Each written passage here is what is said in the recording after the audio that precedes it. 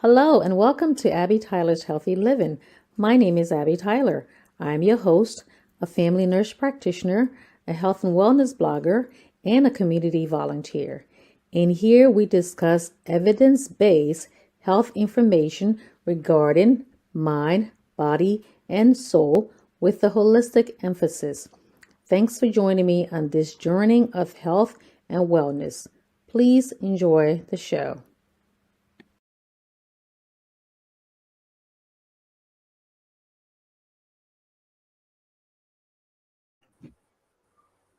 Hello, hello, hello, T-Tellers. Welcome to Abby Tyler's Healthy Living. My name is Abby, your Healthy Living MP. Welcome to our Tuesday show. As you all know, or if you don't know, June is Men's Health Month, and we are doing our last installment of the Men's Health series. I've done three so far. The first one was how to encourage the men in your life to go get their checkups. Second one was seven important mental health topics to be aware of. And last week we did midlife crisis. So this week we're going to be concluding on everything we've done so far. And today I have two distinguished gentlemen here. So let's hear from the men to get their point of view on the shows that I've done so far and what are the concerns and how they plan on, taking all this information to in their community and into their circles. So again, my disclaimer. I am a provider, but I'm not your provider. So please do not make any changes to your regimen without checking with your own provider. And before we start, please share the show. Please share the show. Please share the show. Okay, so somebody else can benefit from it as well. So I'm gonna give both of these gentlemen are from the network that I'm also on, Focus on Liberia. So if you're joining us from Focus on Liberia, please share the show as well. And I'm also on YouTube. So I'm gonna give each one of them. Dennis Ja, I'll go with you first. Give 30 seconds, introduce yourself, and then Mr. Jerome Gayman, you can introduce yourself 30 seconds, and then we can get to the show. Thank you, Abby, and I'm excited to be here on Abby Tyler's Healthy Living, by far the only health show that is in our social media cycle. So I really appreciate the time and excited to be here, be part of the Men's Health Month. My name is Dennis Ja. I am the co-founder and CEO of Focus on Liberia, and I sometimes work with Abby in the background to make sure that we are on air and everything is working fine. It is an honor to be part of this tonight, and I really, really thank you for the hard work that you're doing so far. Thank you very much, Mr. Gayman. Thank you very much, Abby. I am a follower of your show. I comment as often as I can. I think your show is so important that I encourage African men in particular, Liberian, as well, to follow.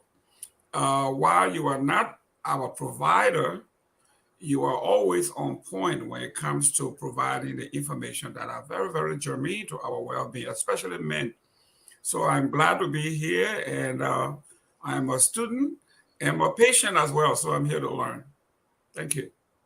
Okay. Once again, welcome. Thanks for coming, guys. Please give me a thumbs up, like and follow while we're going along. So we'll get right into the show here. Let me just put my glasses back on.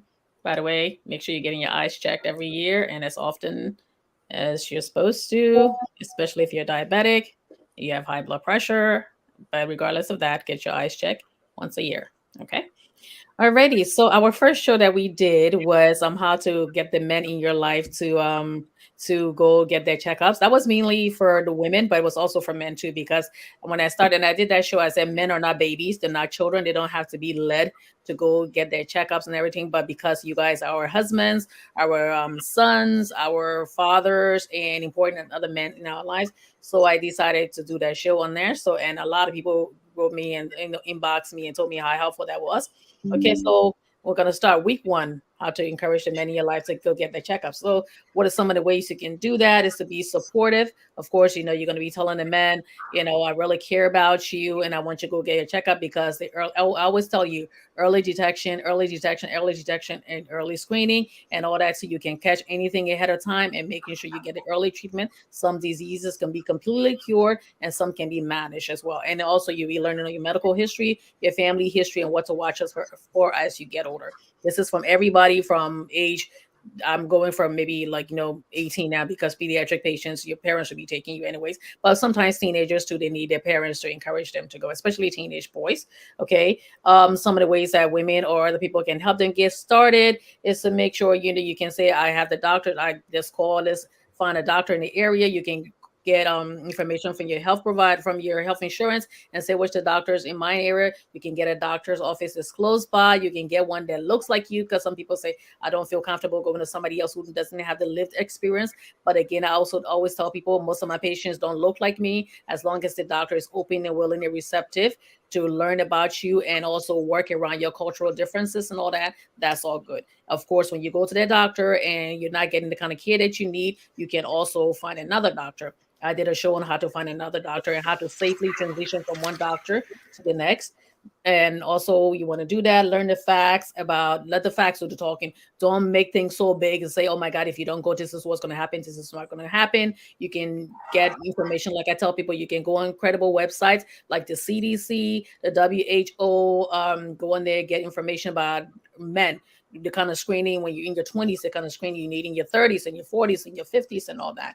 Okay. And again, also there's telehealth. You can see the doctor, go to the doctor's office the first time, and then second time, if you don't want to go, or third or fourth time, that's only if it's possible. Now you can do telehealth. And most people, when I do my telehealth with my patients, sometimes they're in the bus, they're at work, there's so many different places, so we have to make it easy and convenient. So all of that, you can do that to get the men to go for the checkup, because most of the time men will tell you, I don't want to go. And most men, according to the CDC, most men would rather do every chore in the house than to go see the doctors. Okay, so what are your thoughts about that? How do you feel? And what was the feedback you got from that, Mr. Gayman? Let me start with you this time around. Well, I've been very fortunate to have been around a lot of women that are into the health field. And like you have always said, you have to be your own doctor. You have to be a help to your doctor.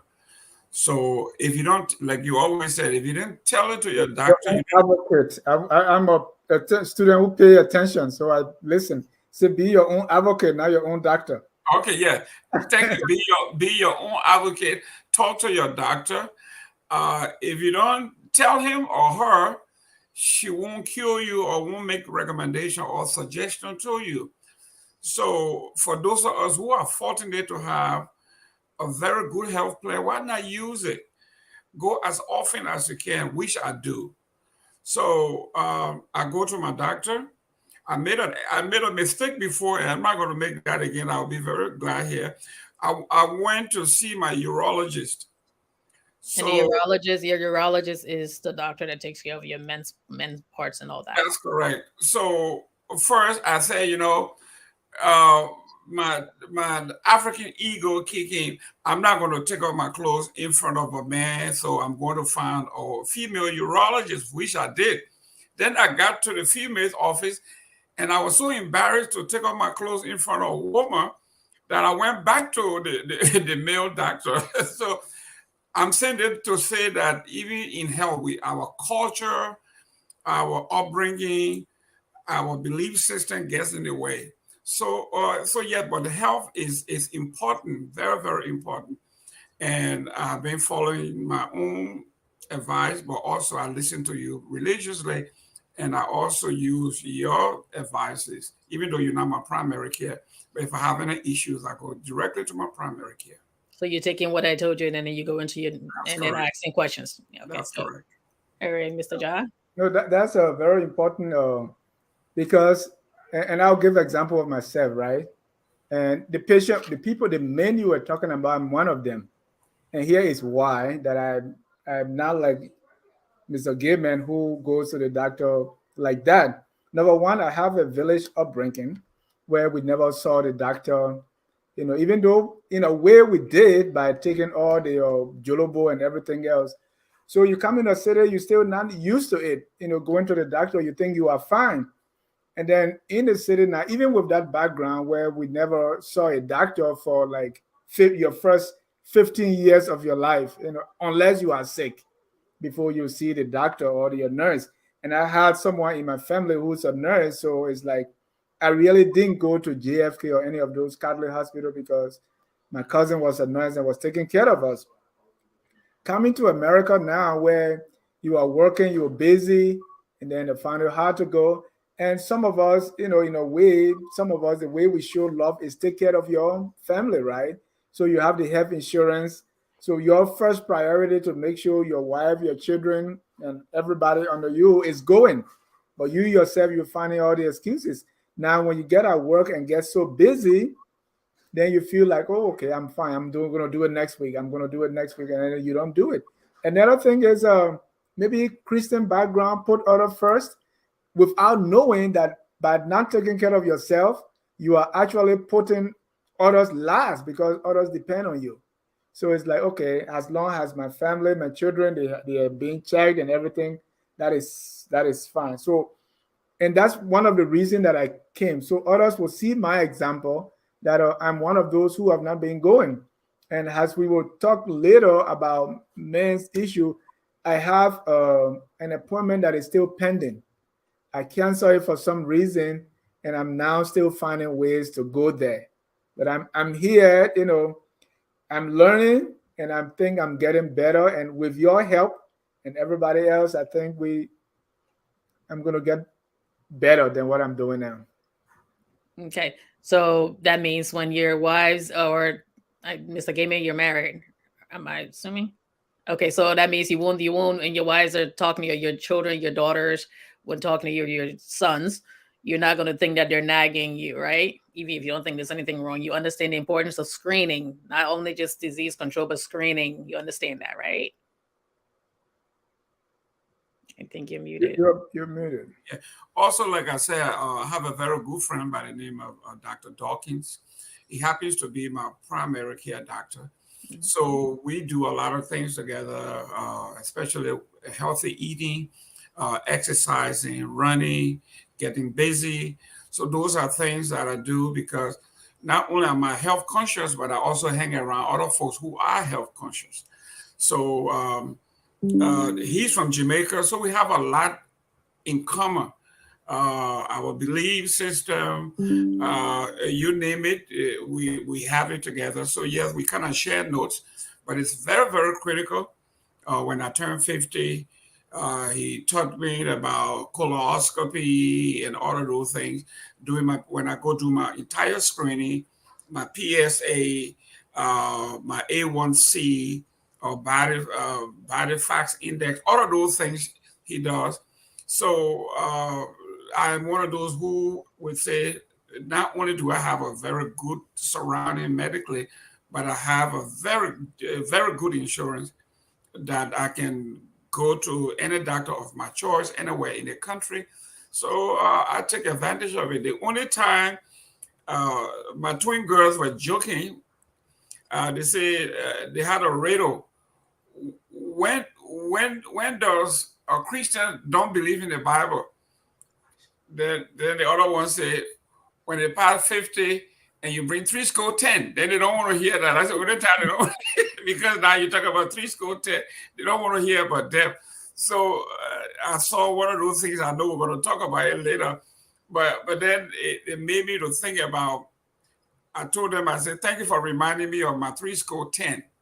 I'm going to make sure that I can stretch as much as I can beyond those three score 10. And the way to do that is to do my regular medical checkup, listen to my body. If it doesn't feel right, don't take it by saying maybe I'm getting older. Just go and see your primary doctor. So Yes. I'm doing that regularly. Good. And also, the best time to do it too, you say, okay, I don't have the time and all that. Schedule around your birthday, birthday or anniversary. So that way it's like your new age, new you. Not considered completely new you, but new age, new you. So it's like my birthday, I'm starting my new age new. So I'm gonna go there. And also if you're talking to a friend who from another man to another man, just have like a casual conversation. And also if the women out there too, have a casual conversation with your significant other. Don't make it seem like so regimented. You're just sitting there talking, or you're playing ball or walking in the park or something like that. Just bring it up. And then you bring it up as often as possible. Don't make it sound like, just bring it up as often as possible and just stress the importance and all that. Okay. So did you want to add anything else, Dennis, before we move on to the next topic? No, I mean that is good, and we want to encourage everyone watching the show, please share it and let this be like an example, because those things, if you don't pay attention to them, they pay attention to you. Yes. Yes, yes. Health is wealth. Okay. I would say, you want to take care of your life and your livelihood, because if you're sick, you're not going to be able to, work and take care of your family and all that. Okay, so our second we talked about was the seven common men's health issues to watch out for. Okay, there are many more, but the ones that we talked about. So we talk about getting your heart disease. Okay, so let me just go with some of the medical thing. 17% men are 17% more likely than women to have cancer. 50% more likely than women to have hearing loss. 50% more likely than women to die of heart disease. 50% less likely than women to seek preventive care.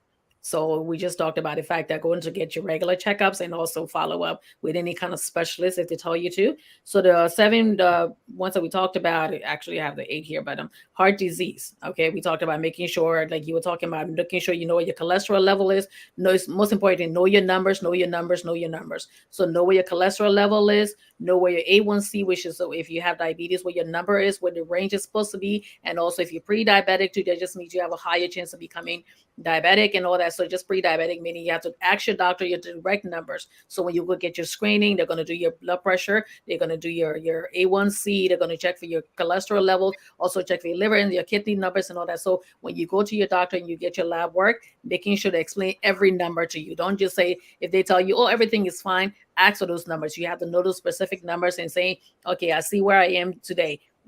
Tell me what that means. Am I healthy? Okay, what do I need to do to become healthier? And they will be looking at the numbers from the year before and the year after. And sometimes they may need to repeat the numbers 3 months later or 6 months later. It doesn't mean that we're trying to just get you in to get your copay to make us rich. Trust me. Most people say, oh, you just want to get me in for that. You just want to get me in for that. But if they tell you that we have to repeat those numbers, it's very important that you get them repeated. Okay, cancer, prostate cancer, you talk about your PSA to check your levels. With the prostate to check the PSA, but there's also, again, there's like controversial agreements on whether you're supposed to be checking for your prostate level, because as you get older, your PSA level will become elevated, but they have to watch on that too, because if it's extremely elevated, then of course they want to go ahead and send you to the urologist to make sure nothing else is going on there.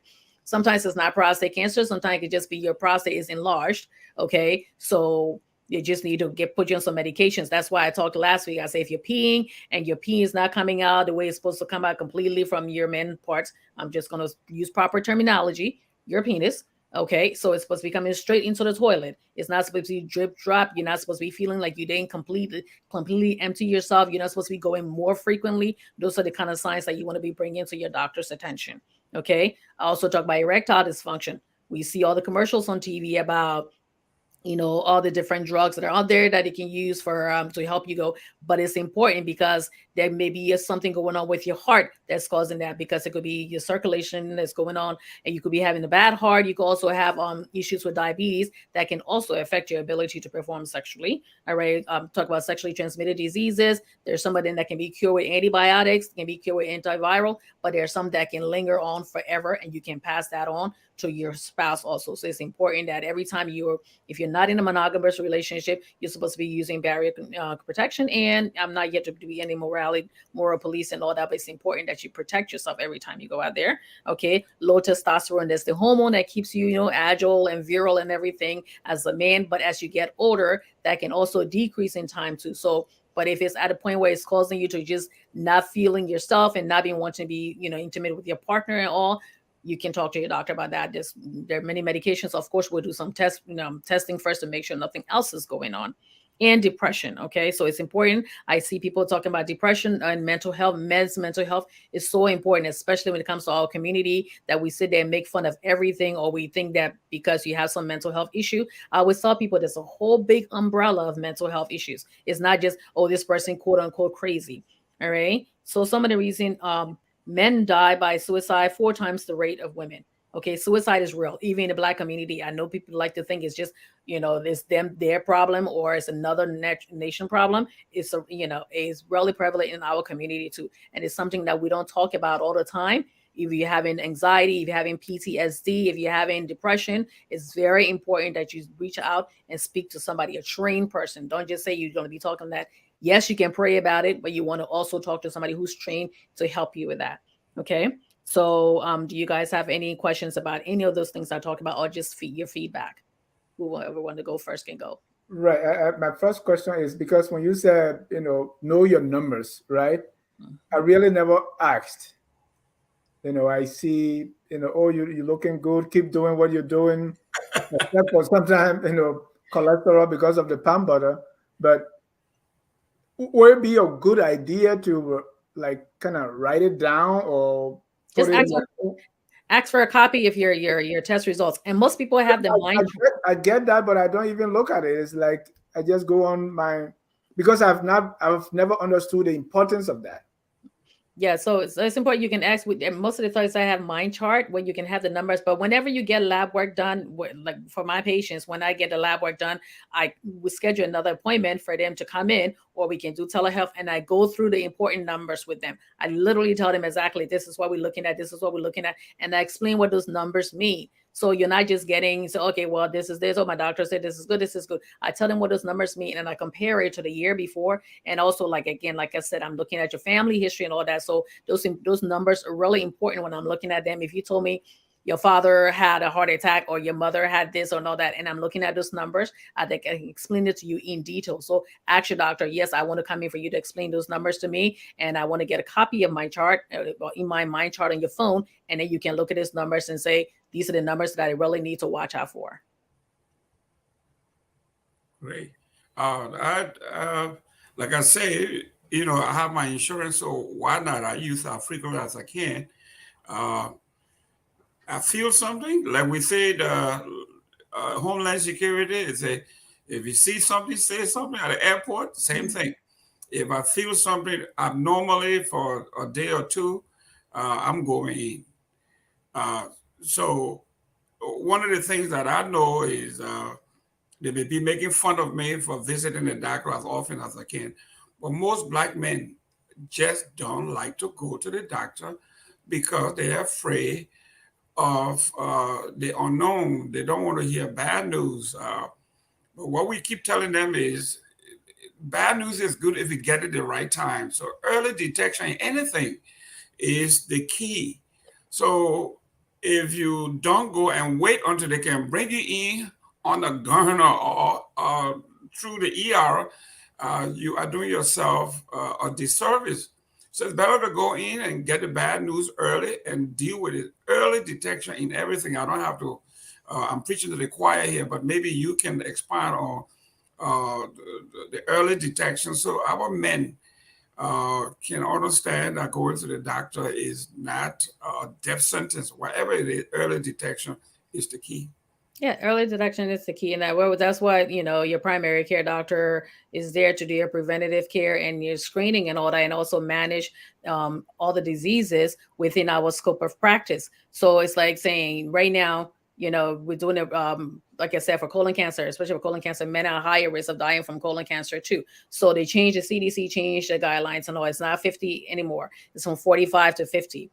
And some places, and if you're first degree relative, let's say your brother or sister, mother, father, if any of them had colon cancer, depending on what age they were when they were diagnosed, you want to start getting tested at least 5 to 10 years prior to that time, because usually when you're diagnosed, most of the time you've already gone a couple of stages before. So it's important that you get tested so they can catch it very early, even with prostate issues and all that too, the kind of symptoms that I just described. Especially, you're not supposed to be peeing blood. I say that over and over again. You're never supposed to be peeing blood. Now it's like a little trickle here and there. It's possible that you may have been dehydrated, and it's like maybe it's just traumatic bleeding here and a little bit here. That should be like maybe 1 or 2 days. It's just little spots. But if that continues, then of course you want to go get that checked. We may need to get urine checked to see if something else is going on there. So it's important you want to get that checked. Get your heart checked, get your blood pressure checked. Look at those numbers. Very important. You follow with your primary care doctor every year, because we start doing your blood work and we check for all of that every year so we can have something to compare it to. Because there's certain diseases that have no symptoms.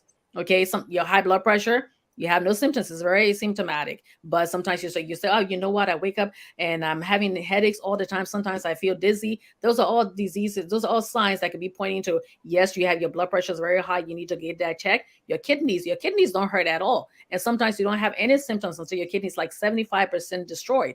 Okay. So it's important that you go in there, we checking on that. So it's, and eating, we're looking at your weight. We don't do the body mass index. It's not something that, diagnostic tool that we just pay all the attention to, because that comes along with a lot of biases and all that. But we add that into it. Be a healthy way for your body frame. Go exercise every day, at least 30 days, 30 minutes a day, 3 days a week or more. Do different things. It doesn't have to be going to the gym, but doing a lot to get your heart rate up and all. But it's important. It's important. It's important. It's important. Okay, so I think we talked about that. What about depression? I wanted to go into talked about depression too. How you guys maintaining your mental health and all? Right. And before we come to that other question, when we're talking about a checkup, I'm thinking about someone in Monrovia or Banga, right? That don't have the same opportunities we have here to go to have a primary doctor. We only go to the hospital in Liberia when you are sick.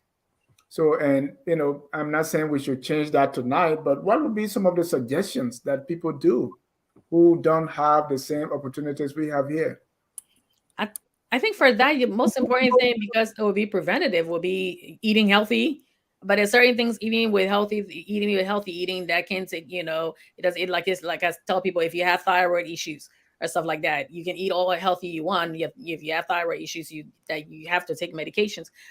As far as Liberia, I will suggest to the people who watch, people who are in power over there, like I always said, you can have small little regional clinics around in those different little villages, maybe 3 villages combined. You have one regional clinic here and there. And then also you can have a major hospital for maybe 2 or 3 counties. I'm about to say states, for 2 to 3 counties. You can also have nurses and doctors, PA and Ps, who can I did something 2 years ago. Was it last year or 2 years ago? Where we got in the bus. We took the bus and we take it over to Philadelphia. There was street in Philadelphia, and we opened it up, and people came in there and came for treatment. The government can do that. So you can have mobile clinics. It doesn't have to be something major. You can do those things to keep those people healthy. And also, when I'm watching TV, I see a lot of people say, "Oh, I'm watching from Banga. I'm watching from this place." So if you can get internet over there, you can certainly, like the school system, that you can open, put the TV up and let people come in. You can do a health clinic there. You can do health teaching, even if it's once a month. Get the young kids in, get the older people in, get everybody in once a month, and do that. So those things, preventative care, and then like mobile clinics, or like I said, little clinics around the place there, and teach people. And the government really needs to invest in that. Okay, because you don't want to, when you go to the hospital, if you can't use the ER for preventative care, and by the time, if you have all those things, by the time you get to the hospital, you're too sick. And then people say, okay, well, this hospital doesn't do that much. Well, you're so far gone that when you get to the hospital, there's not much more they can do. And if the hospital is ill equipped, there's not much more they can do. So the government also has to invest in like really modern hospitals, that meet international standards too. Okay, so that would be my thing. But most important, eat healthy and run around. And back when we walking everywhere. When I was there, we walked everywhere. Those who didn't go far away, you drove to school, or like rode the bus to school. But we played all day outside. We ate fresh food and all that. So some of the things that can make you healthy when you live in places where the hospitals are not, readily available. Okay, real quick. One of the questions that I usually get when I go see my doctor, any primary doctor, is they need your family history. Have your mother done this? Has your father done that? You get a family history of this. Well, those of us who were born in the village, I, I don't know if my father ever had prostate, my mother ever had breast cancer, whether she ever had lump in her breast. We had no clue. So for some of us, this is ground zero. Whatever else is affecting us, we are now guessing. How do we deal with such a question when you go in and say, do you have a family history? They list all these things. Have your father ever had, your mother, your brother have? We don't have these things maybe in Liberia. Forget about the interior. We don't have that kind of checkup in the cities. Very few people, maybe those who can afford it, maybe. So how do you deal with something like that will not cause a disruption in your service? Because some people are going into your health service, they don't know how to treat you because they are going in blind. They have no family history at all. Right. And before Abby says something, that's why it is important for us, so that it starts with us. So if we have documented history now, we are passing something along for our children to build on. So it's very important that the buck stop here. And so we can do whatever we can. So we have, I have my chart on my phone, so that now everything my daughter, my son, my children will be able to kind of have a history that they can present, so that they won't go through what I went through, because just like you, Mr. Gayman, I have no idea what my parents had. And it's important, and that's why if you come in and you don't know your family history and all that, usually even if you were adopted too, we write that we're starting with a clean slate. The patient does not have family medical history, so we don't we know we're just whatever we're working with you, just you. We're just basing it on your family. We'll document that you don't have family history, but we're working just you. Okay, and it's important. That's why I tell people to you will go to these family reunions, we go to Christmas dinner, we go to all this different. It's important, and I understand people don't want to tell their business, okay, because the lack, the ignorance that runs in the community, not willful ignorance. Some of it is willful ignorance because it's like, okay, yeah, and yeah, people saying this, and I'm just gonna do this. I'm not gonna pay attention to that.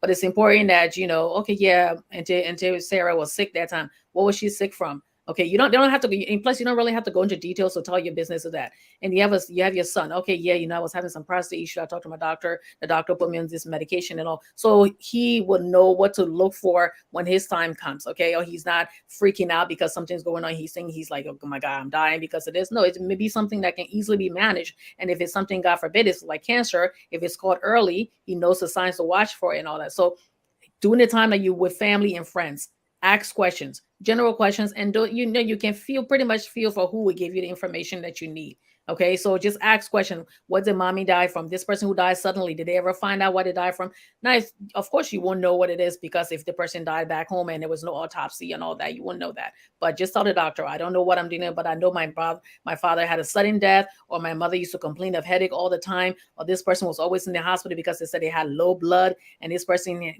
were breathing heavy, then they went to the hospital and something happened. So we can pretty much kind of deduce some information, but most of the time, if that's the case, we're just working with a clean slate. Because also parents divorced when they were younger, and they grew up with only one side of the family. So you don't know what your mother's side had or your father's side had if you only grew up with one side of the family. So that's important that you talk to your family members and get that. And like Dennis said, it's important now that you know your history. You start, you're getting your history. Make sure that you develop that so you can pass it on to your children, and also to your brothers if you had prostate issues, or anything else, heart attack and all of that. Because whatever you have genetic makeup doesn't necessarily mean that you're going to get everything the other person got, but you share the same genetic makeup and all that. So some diseases run by in your genes, your diabetes, heart attacks, strokes, and all that. Those are all things that run in your genetic makeup. So it's really important that you're aware that if your brother had this, to be aware that your mother had this, to be aware of that. And some things can pass from father to daughters too. So it's important that you can do that, because a paternal grandmother may have had breast cancer, and that daughter could have breast cancer. It's not necessarily just from the mother's side. Okay. And Abby, I just want to stress here, my wife is making a general statement here. It's not about me. The most men procrastinate when it comes to that. Seek help only when it's serious. That is, what, like I said, it's that most men would rather do every chore in the house than to go to the doctor. It's like, even me, it's like, if most of us who in the health field, we tell our own family that, and even us who are in the health field too, but like, yeah, for us, like it's different because we kind of know what to look for and all that too. But it's like, but most men, it's like, yeah, I'm fine. I don't want to do that. And they just see that as a sign of weakness too. Some men do see that as a sign of weakness. Why do I need to go to the doctor to go find this out and all that? I'm fine. I'm fine. But like I said, some diseases have no symptoms. Sometimes a heart attack, the first sign of a heart attack is a heart attack. And sometimes the first sign of a stroke is a stroke. So it's important that you get that check. Know your numbers, know your numbers, know your numbers. Okay, so I think I don't know if I can look at some of the questions there, and then we can continue to the third week. Do you guys have anything else to add, or? We're talking about mental health in this week, right?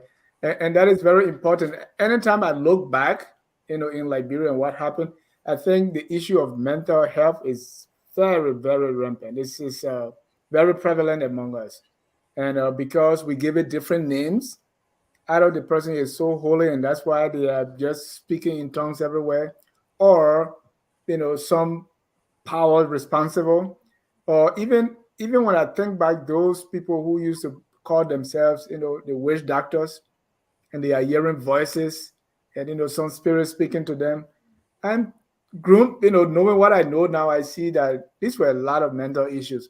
and those same things still exist with us. And so it's very important that we pay attention to mental health, and it comes in all forms. Yes. Some may be severe and some may not, and so because we always like to, as you said earlier, bucket everything into crazy, but some of them are not crazy. Yeah, there are different diagnoses that fall under mental health. Like it could be, and sometimes the mental health, if you have, let's say you have anxiety, it could just be periodic. It could be as a result of something traumatic that you probably witnessed or you probably went through, and you just need. Sometimes you need therapy and a little bit of medication that's just going to help you along until you don't need it anymore. Sometimes you do have an anxiety disorder, and sometimes you may need to be on medication for a much longer period of time. So it's not something that, oh yeah, because if your knee's hurting, once you don't even want to get help to get your knee fixed better, if your heart's hurting, if all of that, that's the same thing. You meant this part of your body. Okay, so some of the way to beat this stigma around mental health, okay, you can regularly talk about it. You talk about emotion, both pleasant and unpleasant, with the people you care about.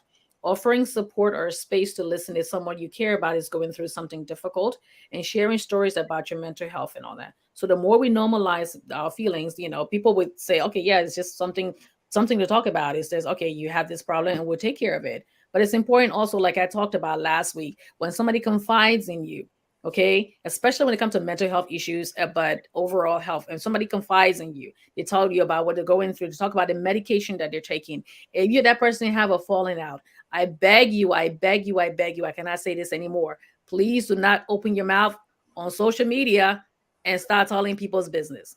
Okay, because like I said, if somebody's getting being the issue is being treated with medication or therapy, and you put that on Facebook or you put on social media, that person could stop going to therapy.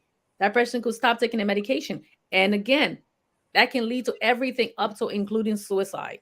All right, because that person's like, oh my God, people are going to look at me differently. If I say anything, they're going to think I'm this. You have lawyers, you have doctors, you have presidents, you have all those regular people and people who are in high positions and all that too, including people who are in the mental health field.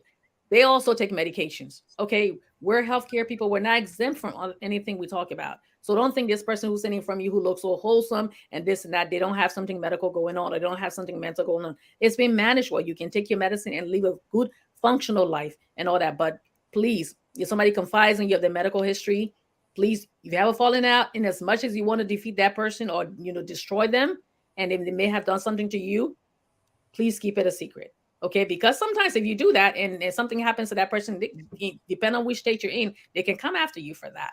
Okay, and for those of you who know better, please do better. Okay, don't just sit there and smile when you know something is wrong. All right, we all have our friends. We all want to have, like colleagues and cliques and all that too. But this is very important. This goes against political lines, party lines, racial lines. Somebody confides in you deeply, please keep it a secret, or please keep it in confidence. Okay. So, anything else you guys want to add before we go to the next one? I think we'll talk about diabetes. Again, know your numbers. Diabetes, know your numbers. If they tell you pre-diabetic, eating healthy, don't eat heavy food. I know we talk about Liberian food, cholesterol stuff. People sometimes think I talk against Liberian food. I do not, because we eat a lot of starch. The same way with people who eat heavy rice or mashed potatoes or pasta and all that. If you're going to eat that, eat a little bit. They say eat your breakfast as a king and then your dinner as a pauper. So eat your heaviest food in the morning and then start eating lighter food at later on, because when you eat heavy at night, late at night, you go to bed, your body doesn't have any time to burn that off. All of that can lead to high cholesterol, your diabetic numbers, and all, especially if you already have diabetes in your family, you have a higher chance of getting that. So diabetes can lead to eye disease, blindness, can lead when you start getting infection in your feet. That can also cause all those amputations and all. It also affects your kidneys. It affects your overall well-being. And for men, erectile dysfunction, it's like you can tell a man you're going to have a stroke if you don't watch your diabetic numbers. But if you tell the erectile dysfunction, bing, bing, bing, they listen. So. Now, mental health, real quick, we're going to come back to that.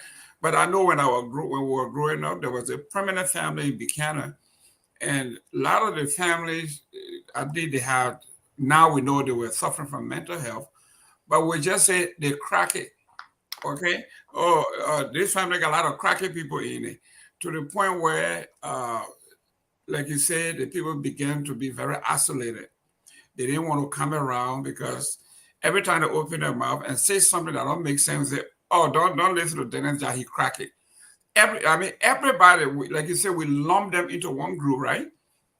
If the person talking to themselves, the person is cracking. If the person is trying to say something that don't make sense to you, the person is cracking. So everybody, you as a professional caregiver, what do you see culturally that inhibit a lot of the stuff that we're doing that actually causing us a problem from the African perspective? Because this is culture now. Culturally, some men, like I just told you, we wouldn't feel comfortable going to a female and say, take off your clothes. We have not reached that level to say, yeah, let's do it, unless you really have to.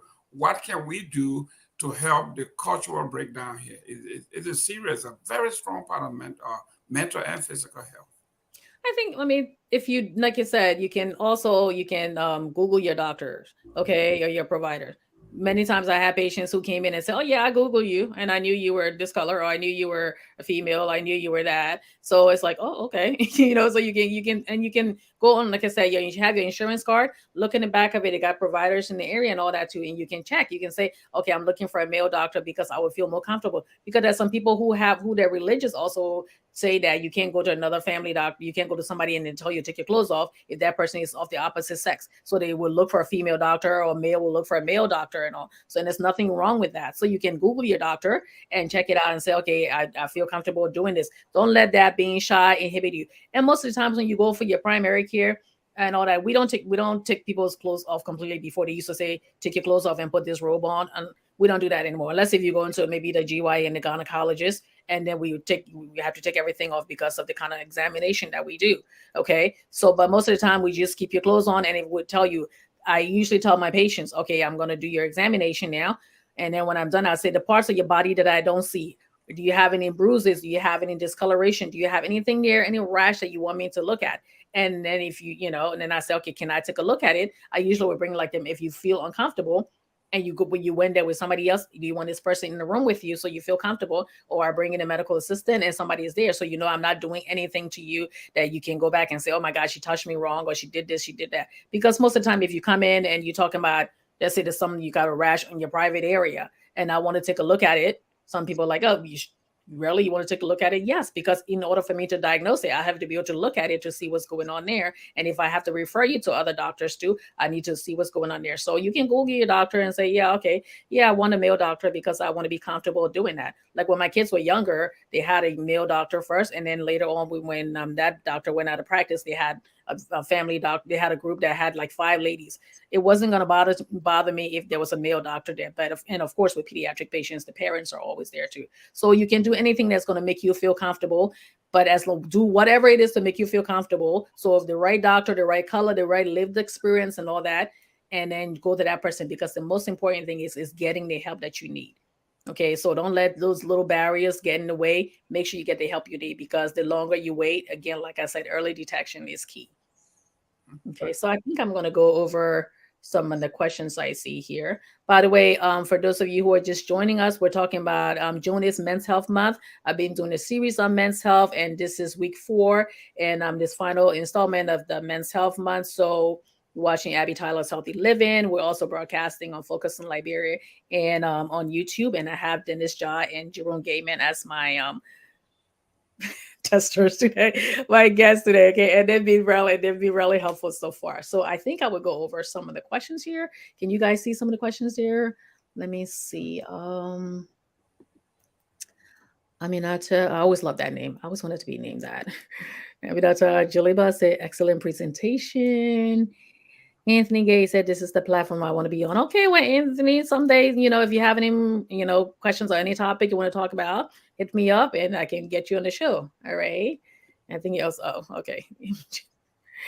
Yes, I wanted to talk about pacemaker. Anybody can have pacemaker. It's not just for the elderly people. Like I told another person there, it's not just for elderly. We have people who have heart disease and other things that you need pacemaker for. So it's not just for pacemaker. And should never look down on anybody who have anything that life-saving medical device. Okay, the same way some people have to have stents in the back or stents in the heart. All of that, those are life-saving things. And I wish Liberia had that kind of Right. technology to go that. So please do not use that as just something that elderly people can have.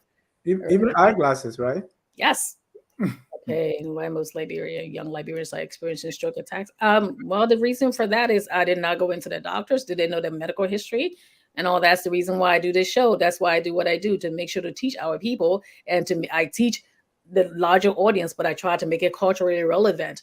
And sometimes, it's hard to get through to people who think that you're saying things, oh yeah, that's just the way other people do it, or you just bring in another country stuff, and yeah, that's not how we did back home. My grandfather lived till he was 100 years old and all that too. But it's important, especially when you're young like that. That means you started having heart disease and all that, and at a very young age. And having stroke at a very young age can completely devastate your whole life and livelihood. So it's important that you get checked. Okay. So Priscilla said, Abby Tyler, thanks for the eating heavy as early. Yes, I will start tomorrow because I'm about to eat heavy right now since I'm just getting home from work.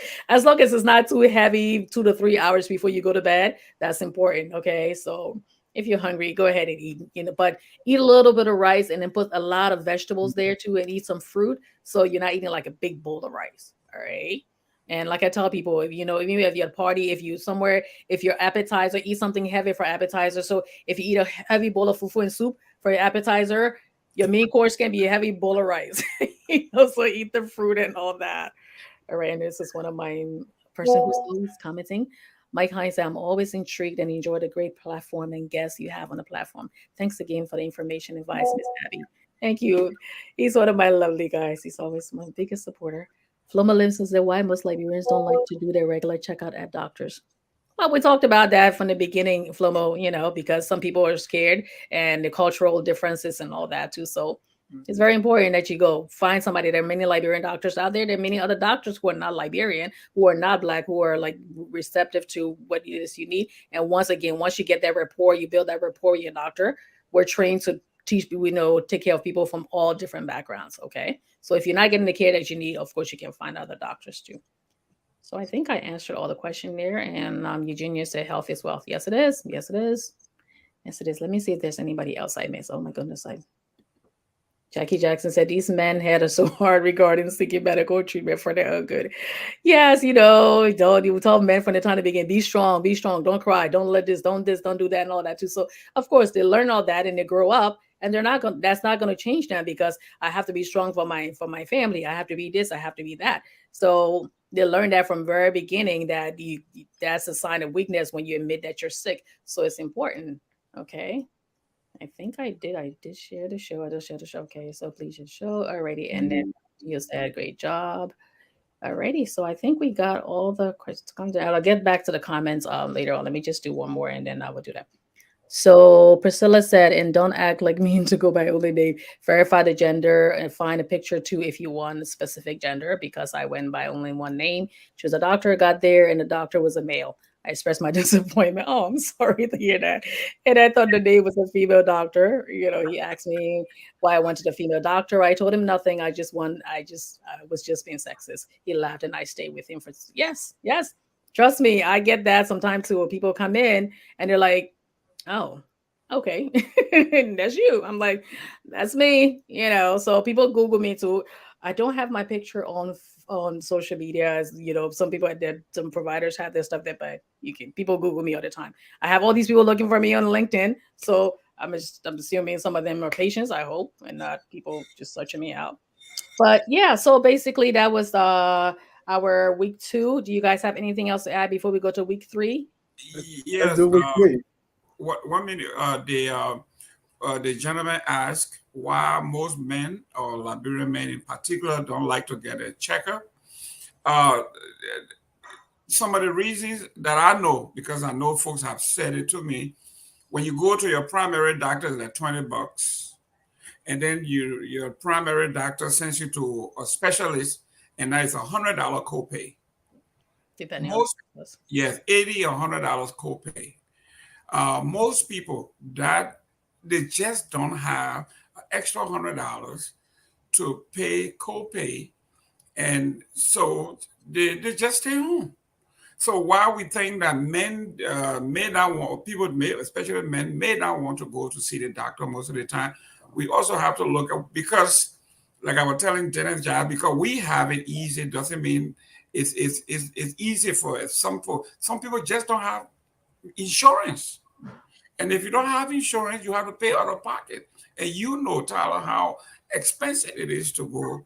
And then even if you have insurance and you want to see a specialist, it's $80 to $100 copay, depending on what part of the country you are. In fact, some other areas even higher for a specialist. So you see how important it is then to stay healthy. So that way, when you go see your primary care doctor, if you're because we manage a lot of diseases. Your primary care doctor is not just somebody who just doing inventory. We manage all the diseases and all that. But there are times when you absolutely we have to refer you to another specialist. We try as much as possible, to not to have to refer you, but by law we have to refer you. Let's say if you came to me and you were complaining of dizziness, we took care of that, but the dizziness continues, or you had something else that's going in your prostate, and I did your blood work and the numbers are significantly abnormal. That's outside of my scope of practice. And in as much as you don't have the money to go see those specialists and all that too, we'll tell you it's important that you go. Now, that specialist will also understand that yes, things may be a little hard, so you want to, of course, find they'll find ways to make things like that generic drugs. With there are other clinics that you can go to. There's so many other resources out there that you can go through that you can get the help that you need. Okay, but it's very important that if you stay healthy, you won't have to go to all those specialists and all that. But sometimes you absolutely have to. Okay, so we're gonna speed it up here, and it's exciting conversation. Thanks, gentlemen. So the last one we talked about is tips on dealing with midlife crisis, and we said midlife crisis is not a technical and medical psychological definition, but it could become one based on your symptoms and all that. Okay, so when you get it usually happens between like age 40 to 60. Sometimes it's a little longer. You see like some of these rich stars. I think who's that, Robert De Niro? Somebody just had the 29-year-old girlfriend. He's like 80 something, and his 29-year-old girlfriend just had a baby. So of course. Alrighty. So men get to that age and the feeling of dissatisfaction with their career, their marriage, or their health, thinking about the fact that they haven't achieved certain things in their life. And because of that restlessness about the changes in appearance, they start changing their hair. Their hair was like nice and fine before. The next thing you know, they're braiding their hair. They got dreadlocks. They got this, and they weren't wearing this certain kind of clothing. They start doing that and all of that and start experiencing. And sometimes when it gets to the point where they start feeling really depressed and not really wanting to go out because they don't like the way they look and all that, and start engaging in dangerous activities, that's when that's when that person could also be needing to go to see a specialist or talking to a primary care doctor and discuss all of that. Okay, sometimes they go leads to affairs because they don't want to be with the wife anymore. They're 50 years old. Their wife is about 45, 46. No, they don't want that. Like that joke, the 50-year-old man always want two 25-year-old women. So and all of that. So and then it could also be when they get so depressed, it could also be an underlying mental issues so that need to be addressed. So it's important. So how are you guys? Most of you guys both of you are over age 40. So how are you dealing, or what kind of examples have you seen so far with somebody with midlife crisis, and how are you dealing with in a more healthy manner? Well, for me, uh, my twin girls are in the 12th grade. They're about to leave. And we're approaching the next life called empty nest. We Empty nest syndrome is a serious stuff. When you are not there, you take it for fun. But when you are busy and accustomed to be around a lot of folks, and all of a sudden it's just you, it gives you some serious time to think about the next life. So it's a serious part of life, that transition to go from being around everybody to being around nobody. Seriously. Yes, I'm going to be empty nester too. My daughter's out, and my son, he's basically doing his own thing. And because at that age, they spend more time by themselves and all that. So, what are you doing to keep yourself not falling into that midlife crisis because of that? Well, getting busy serving on different boards. In fact, last week I signed up to do substitute teaching.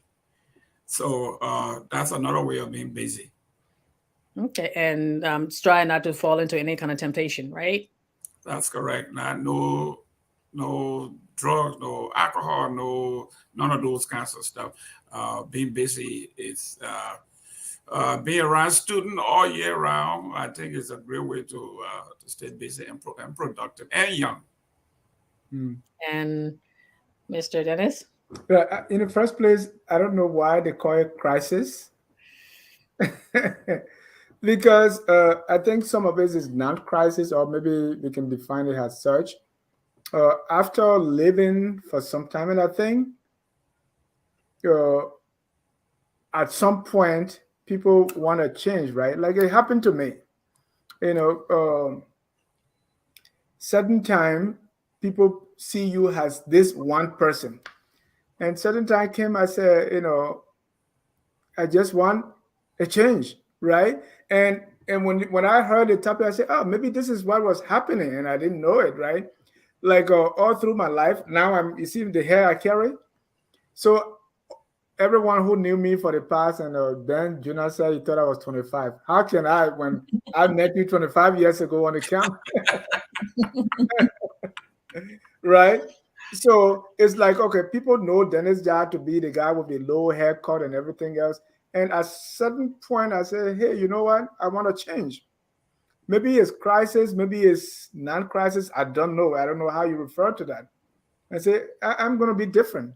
You know, I don't want people to define me to say, okay, we expect him. And I started thinking about, volatility or just be unpredictable is something that all men should do. So how do I look if I just change my entire look? I mean, not to go to the extreme, because I see now, Mr. Gayman is carrying his beard again, right? He got rid of the beard. So how does change? How does it different from crisis, or is it crisis?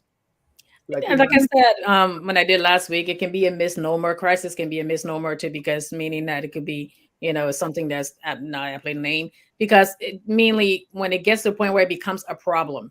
But yeah, healthy changing, wanting to change your hair, wanting to learn a new hobby, spending more time with, sometimes people say, I just want to hang out with some young people. So I'm learning some new things and I'm traveling and doing healthy stuff like that. That's of course, those are healthy things. Sometimes okay, I don't want to change my hair. I've been having this same hairstyle forever. If some men, if you have hair, some people will say, okay, I want to get a toupee. I want to do that. All of that is healthy if you're doing all of these things for the right reason, and you're taking care of whatever issues that you're dealing with inside also.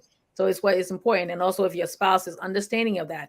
As long as you want to do some things in your marriage, different things in your marriage to spice up your intimate life and all that. When it gets to the point where you're asking her, let's do something a little bit, and she doesn't, then they can be like, okay, alrighty, no.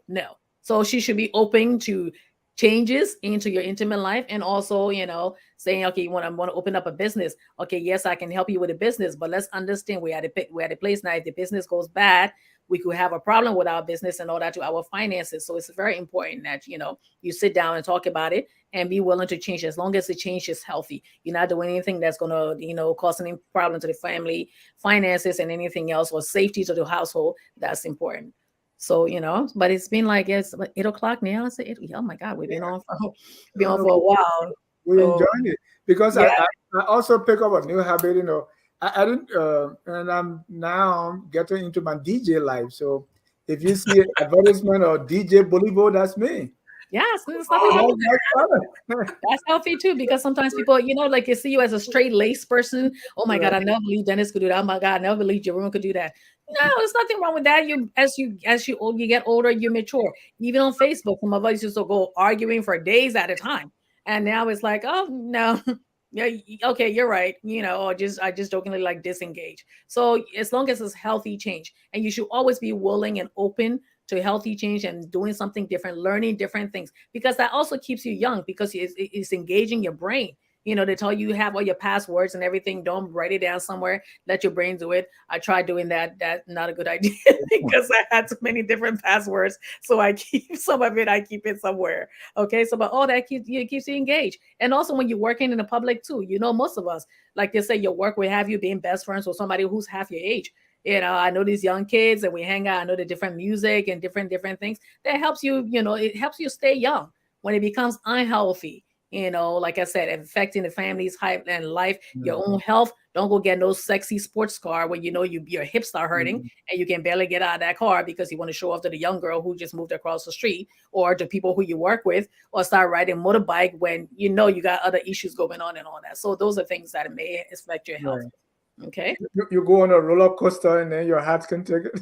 Yeah, you sit there, you be like, okay, you didn't do it when you were younger, but as long as you're open to change, learning new things, learn to play the piano, guitar, DJ, any of those things that make you feel good. Okay, and you talk to your spouse. It's important that the line of communication. So the bottom line in all of this is communication, communication, communication. Okay, talk to your spouse, talk to your children. Always have that line of open communication. Talk about your health, talk about your mental issues, talk about your medical issues. And it's important. Men, we love you guys. We love you. We love you. We love you. You are our brothers. You are our cousins. You are our husbands. You are our fathers. We love you. Want you to be healthy and be around forever. So before we go, I just want to get your last statement from the both of you, and then I'll let you guys go so you can. I know you have another show coming up. Right. And Flomo is saying, Mr. Jara, DJ too. No, I'm not ready yet. I'm still in training. So I'm only playing from from my household yet. So My within the husband's a next, DJ. He just picked up that habit too a couple of years ago, and he's great. Whenever I go to a party, he's my DJ, and I get all the music I like. So yeah. So within the next 3 months, now hit me up. I'll be there. But Abby, thank you for this opportunity to share on this show, and I actually share our own experiences, give some thoughts, and also encourage our peers and those in our lives and other men to say, "Hey, have this thing is serious." We know we all came from this background where we never saw a doctor until we turned maybe 30. We never had a primary doctor, but it is never too late to learn and make some changes, because our what we do here is very important, especially to the generation that is right behind us. It's like there was a group I used to talk to, because my sister was selling insurance, and they said they're never going to take insurance. They said, Dennis, we will not take any insurance. When we die, you will bury us. If not, we will be stink until you bury us. So that is one way we add very bad to the people who love us, if we don't take care of ourselves, or if we don't have life insurance to take care of us when we die, or pay for the house when we no longer can afford to pay for it, right? So our health, we should pay attention, be cognizant, always watch Abby Tyler's Healthy Living, so you can live healthy. And since then, I've been watching it, and my life has never been the same. I'm trying to get there, and one day we're going to get there. Thanks again, Abby, and thanks, Jerome, for joining. Thanks to our viewers. yes, Jerome is like, anything you want to add, we'll just finish up real quick and then we can say goodbye. Yeah, thank you very much. And, I want to appeal to our Liberian population. We have a lot of nurses, CNAs, doctors. They should be on here banging on your door to be guests. We got doctors in all areas. We got nurses. We got CNAs. We got unit health provider. We got them. I am suggesting to you, wherever you are, Tyler's number is here. Call. Come on. Even you are a midwife or you from Liberia and you did it the traditional way, there is a space for that. Tyler can work with you. So, Tyler, thank you very much for allowing us to be on your show. I'm learning and I'm available anytime. And thank you, Dennis John, for making this platform available. Okay, thank you all for watching. For those of you who are watching now, I say thank you. For those of you who will be watching later, I say thank you as well. If you have not liked and followed Abby Tyler's Healthy Living, please hit the like and follow button. Please share the show. Please share the show. Please share the show. I'm also trying to raise money so I can bring out more content to you guys. But the most important thing, if you cannot contribute financially, you can please share the show because it can help somebody that you love, you or somebody that you love. So thank you all for watching. And we're on every Tuesday at 7 p.m. Eastern for a new show. And I do Abby's Daily Dose. So please join the forum. That way you don't miss anything exciting and very informative. So thank you all for watching. Thank you, my guests. Love you all. Stay safe and stay healthy. Good night. Thank you.